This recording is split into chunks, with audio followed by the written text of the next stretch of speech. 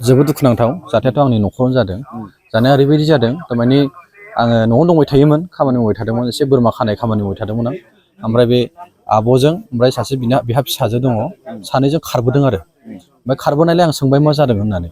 ओमफ्राय बे समाव बियो बुंबाय जोंखौ न' खाथिनि बे मुखाया माने बुथारनो नागिरदों, न'खौ बुख्रुबलाजोब्बाय, देखावजोब्बाय, बिदि खोथा बाहायदों आरो।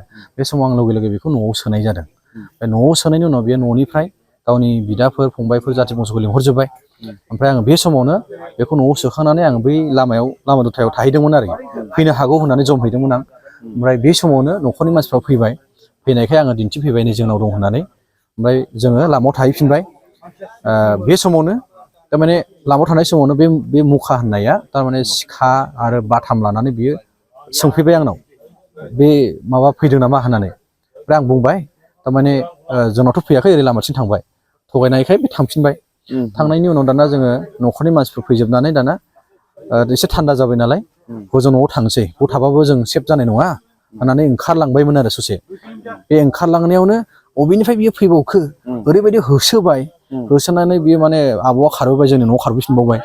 ओमफ्राय न'आव हाबनो हाया, न'आथ' मारिजोबनाय, थाला मारिजोबनाय। ओमफ्राय आं उन उन होसोफादोंमोन आरो। ओमफ्राय दाना आं सफैसान्दियावनो बेखौ होसोगासिनो दं आब'खौ। ओमफ्राय दाना आं हमथाफैबाय, हमथानो नागिरनायाव आं हमथानो हायासै, बे आंखौ सिखाजों माने दानो नागिरबाय, सिबबाय। ओमफ्राय आब'आ आंनि उनाव आंखौ हमथाबाय दंमोन, बासायनो थिनदोंमोन।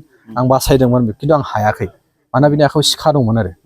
ओमफ्राय एबारसोनो आं एसे दावथ्रोदनायाव गिनानै एसे फावसायनायावनो बेखौ खर'आव दांखालिजों बुदों आरो, बे माबाजों बाथामजों खर'आव बुदों आरो।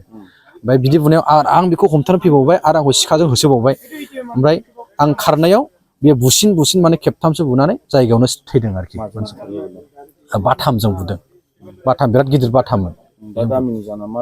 आं गामिनि जानानै बेखौनो आं दुखु फोरमायो आरो लोगोसे आङो जास्टिस लुबैदों। जाय बिथाङा बे खामानिखौ मावदों ना, बेयो माने ओरैबायदि साजा मोननांगौ जाहाथे इयुन समाव बेबायदि जाथायफ्रा जाया। आरो जायहा थैबाय बेबो जाहाथे मोजां जास्टिस मोनो, जों बेखौ लुबैयो गामिनि हिसाबै आरो। बे थैनायनि फिसाजोनि सायावबो माबा मोनसे खालामदोंमोन, साजाबो मोनदोंमोन होननानै एसे खोनादों। औ, एसे माखासे दाननि सिगां थारमाने बिनि फिसाजोखौ एसे जेन'बा रेप खालामनो नाजानाय बेबायदि आंबो नुवाखै, आं खोनादों आरोखि, खाथिबाबो आंबो नुवाखै। ओमफ्राय बे केसाव गामिनि मानसिफ्रा ओमफ्राय न'खरनिया केस होनानै बेखौ जेलाव हरनाय जादोंमोन। हयथ' बिनि थाखायनो बियो रेभेन्स लादों जानो हागौ, खिथेर लादों जानो हागौ। ओमफ्राय चान्स लाबाय थादोंमोन। ओमफ्राय दिनैनि समाव माने न'खराव गारजेन गैयैखाय बे खामानिखौ बियो मावनो हादों जानो हागौ आरोखि। बै केसा बेसेबां गोबाव समनि? बे केसाथ' थांनाय बोसोरनि खोथा, बारा गोबाव जायाखै। हरनि समाव घटना माबोरै हथात खरि जाखो, जोंबोथ' बेखौ डाइरेक्ट नुफैयाखै। खिन्थु घटनाया जाहैबाय बे मुखा बसुमतारिया बिसोरो सिमा सेनो आरोखि ना। बे सिमा मोनसेनो न'आ खाथि खाथि। ओमफ्राय जोंहा जे बियानै फिसा दङ, बे आंनि बिनानावनि फिसाजो, बे सिंग्रिखौ बियो सानसेखालि जम बोनानै बे गेलेबाय थानायाव रेप खालामनो बे बाग्रायफैदों आरोखि। औ, बाग्रायदों आरो गासैबो बे बडि टाच खालामदों। ओमफ्राय बे हिसाबै जों सोंदोंमोन, बे मानसिखौ नोंसोरो मा खालामजानो लुबैयो होननानै बुंनायाव, नोंसोर मा खालाम जोंहा जेबो दायथ' गैया, बेबायदि होनदों आरो बिसोरो। बे समाव ओमफ्राय जोङो आइसिनो इनफर्म हरनानै आइसिया बेखौ जेलाव लांनाय जादों। ओमफ्राय जेलाव लांनानै बियो 3 मासनि उनाव बे सोरबा सासेनि गेजेरजों जामिन मोननानै बियो न' फारसे फैफिनदों। माब्लानि घटनामोन बेयो? बियो 3 मास 6 मास, दा बे गनानै 3 मास 2 मास जाफैबाय। होमब्ला बिनि सिगाङाव होमब्ला 2 मासनि सिगां बे घटनाया जादोंमोन आरो। ओमफ्राय दा आरो फिन दिनै बियो बे नोजोरखौनो लानानै बियो बेखौ एसे मोजां मोनो हिसाबै खायदा लायै लायै बिनि खिथेरखौ दा बिमाखौ बुथारनो होननानै बे बाथाम लानानै सिखा लानानै, ओमफ्राय बेखौ रावबो हमथानो हायाखै। ओमफ्राय बे न'निफ्राय न'खौ दर बुख्रांबायनानै दानसिबायनायखाय गिनानै खारबोनानै नैबे जोंहा नैबे फंबायनि न'खराव बे खारबोदोंमोन। हेफाजाब मोननो थाखाय रावबो हेफाजाब होनो बेखौ हायाखिसै। सिखा लायो, सिबो, रावबो खाथियाव फैनो हाया, खारन आनरेडिमोन नालाय। बिदि जानानै थादों। ओंखायनो आं दा बिनि बे मानसिखौ गोथाङै दोननायनिस्लाय बेखौ फोथैनाया साबसिन आं बेखौनो आंनि न'खरनि जानानै गामिनि जानानै आं गामिनि ओरैनो फरेस्ट भिलेजनि ओरैनो आं गावबुराबो बे हिसाबै बेखौ दोनबाय थायोबा एरलांगोन समाजा गाज्रि जागोन बेनिखायनो आङो खावलायबाय जोंनि समाजनि आफादफोरखौबो बे केसआव आंखौ मदद होगोन आंनि गासैबो समाजारिफोरजों हेफाजाब होगोन आं बेखौ लुबैदों बेखौ दोनबाय थायोबा बियो गासैबो मानसिफोरखौ नस्थ' खालामनो हागौ बिफद खालामनो हागौ बेनोखि दाख्लै गावनि बिबाजैखौबो बियो खदालजों देदोंमोन खिन्थु देनायाव नाङाखै हायाव नांदों आथिङाव नांदों दा खारलांनानै दंहैयो माने सानफा एफा बिदि माबा मोनसे खालामबाय थायो ओंखायनो आङो दा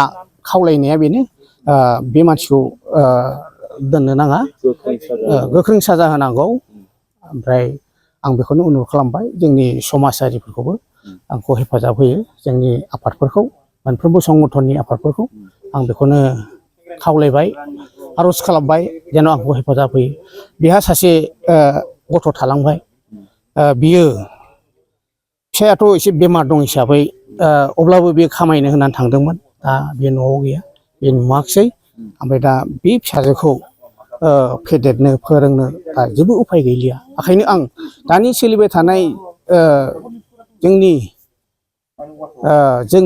बिटिआरनि चिफ प्रमद बर'निसिम आं खावलायदों बे गथ'खौ जेन' अनखांनानै अनसुंथाइ होनानै बेखौ फोरोंनायाव एसे मदद होगोन होननानै आं आसा खालामनानै आंनि बुंनायखौ बेयावनो दोनथ'नाय नाथाय जोंनि आयेननि गेजेरजों फ्राय बिदि दाय मावबाबो गनायखौ जों नुफिनो जामिन लानानै बेबायदि माबा मोनसे जानायखौ नोंथाङा मा बुंदों आं बेथ' पक्स' आयेनब्लाबो सोरबा जामिनजों गयो खिन्थु बेयो दा मादार जाबाय खारसि बिसि बुथारबाय खुनु जों बेफोरबायदिखौ नुफेराखैमोन बेनिखायनो आङो बेखौनो गोख्रों बुङो बियो जामिनाव बियो मोननाय नङा जामिन होनो मोननाय नङा बियो डाइरेक्ट साजा मोननांगौ थैनायनि साजा मोननांगौ थैनाय बे बुथारजानायनि मुङा मामोन मुखा बसुमतारी बुथारजानायनि मुङा बे बुथार जाग्राया आंनि बिनानाव हुबिला बसुमतारी बेसेबांसो बैसो बियो ओरैनो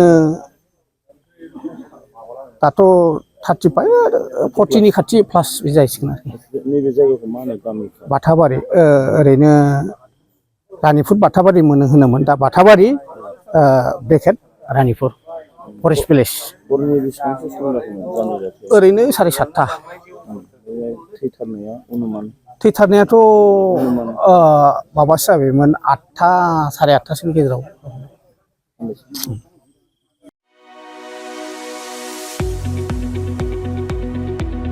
गुनगोनां गोजौ सोलोंथाइ लानो गोसो गुदुं फरायसाफोरनि थाखाय गोजोनथाव खौरां क'क्राझारनि बड'लेण्ड स्टार एकाडेमियाव फरायसाफोरनि मुं थिसननाया सोलिगासिनो 2025-26 सोलोंथाइ बोसोरनि थाखाय 6 थाखोनिफ्राय 9 थाखोसिम आरो ओइचएस फार्स्ट इयार आरो ओइचएस सेकेन्ड इयार थाखोआव फरायसाफोरनि गोदानै मुं थिसननाया सोलिगासिनो क'क्राझार सहरजों नांजाबनाय साहा फारसे साखाथि तितागुरियाव थानाय बड'लेण्ड स्टार एकाडेमि क'क्राझाराव बड' मिडियामनि 6 थाखोनिफ्राय 9 थाखोसिम साइन्स आर्ट्स कमार्स स्ट्रिमाव बड' आरो इंलिश मिडियामाव ओइचएस फार्स्ट इयार आरो ओइचएस सेकेन्ड इयार थाखोआव फरायसाफोरनि गोदानै मुं थिसननाया दासान्दि सोलिगासिनो दं रोंगौथि गोनां फोरोंगिरिफोरनि फोरोंथाय होनायजों लोगोसे गोबां उफ्रा सोलोंथाइनि खाबुफोर जेरै डेली फ्री जेईई आरो नीट क्लास जेईई नीट आरो कम्पिटिटिभ एग्जामनि थाखाय free mock test English speaking class daily GK class career guidance library facilities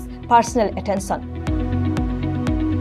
हौवासा आरो हिन्जावसाफोरनि थाखाय आलादा थाग्रा हस्टेल बायदि बायदि सोलोंथाइ खाबुफोरजों गुनगोनां सोलोंथाइखौ बे बड'लेण्ड स्टार एकाडेमियाव मोननो हागोन बेनि अनगायैबो मेट्रिक आनजादाव 85% एबा बेनि बांसिन नम्बर मोननाय फरायसाफोरनो बेसेन लायालासे मुं थिसनथाइ होगोन आरो बिपिएल नखरनि फरायसाफोरनो मुं थिसननायाव 20% रेहाय होनाय जागोन अब्ला मानोथो गोबाव खालामनो नोंथाङाबो गुनगोनां गोजौ सोलोंथाइ लानो थाखाय क'क्राझारनि बड'लेण्ड स्टार एकाडेमियाव मुं थिसननायनि खाबुखौ लादो बांसिनै मिन्थिनो थाखाय गाहायाव होनाय मबाइल नम्बराव फोनांजाब खालाम मबाइल नम्बर 7638008149 6003494371 आरो 6003034997